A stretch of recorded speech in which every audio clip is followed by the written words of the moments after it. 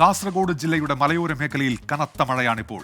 പറപ്പിൽ വീടിന് മുകളിൽ കവുങ്ങ് വീണു. അരുൺ പാറക്കലുണ്ട് വിവരങ്ങളുമായി. ഇപ്പോൾ കാസർഗോഡ് അരുൺ, എന്തൊക്കെയാണ് വിശദാംശങ്ങൾ അരുൺ?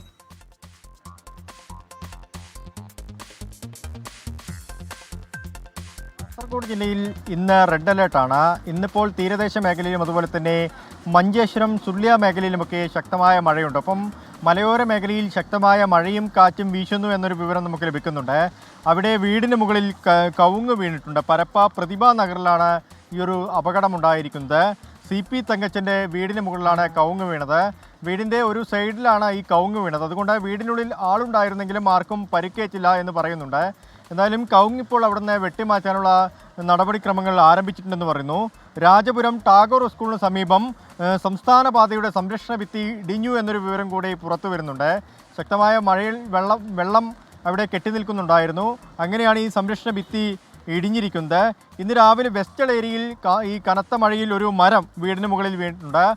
മൗക്കോട് ഒറീത്തയിൽ ബാബുവിൻ്റെ വീടാണ് ഈ മരം വീണ് തകർന്നത്. ആർക്കും പരിക്കില്ല എന്ന് പറയുന്നുണ്ട്. മറ്റ് അനിഷ്ട സംഭവങ്ങളും തന്നെ ജില്ലയിൽ റിപ്പോർട്ട് ചെയ്തിട്ടില്ല. ദേശീയപാതയാണ് പ്രധാനമായും ദേശീയപാത കടന്നു പോകുന്ന പ്രദേശങ്ങളിലാണ് പ്രധാനമായും ജില്ല നേരിടുന്ന പ്രശ്നങ്ങളുള്ളത്. അവിടെ ഈ കുന്നിടിയാനുള്ള സാധ്യതയൊക്കെ തന്നെ ജില്ലാ ഭരണകൂടം നേരത്തെ തന്നെ മനസ്സിലാക്കിയിട്ടുണ്ട്. സുരക്ഷാ ക്രമീകരണങ്ങളൊക്കെ തന്നെ ഏർപ്പെടുത്തിയിട്ടുണ്ട്. NDRFിൻ്റെ സംഘം പുല്ലൂർ കേന്ദ്രീകരിച്ച് ഇപ്പോൾ അവർ അവിടെ എത്തിയിട്ടുണ്ട്.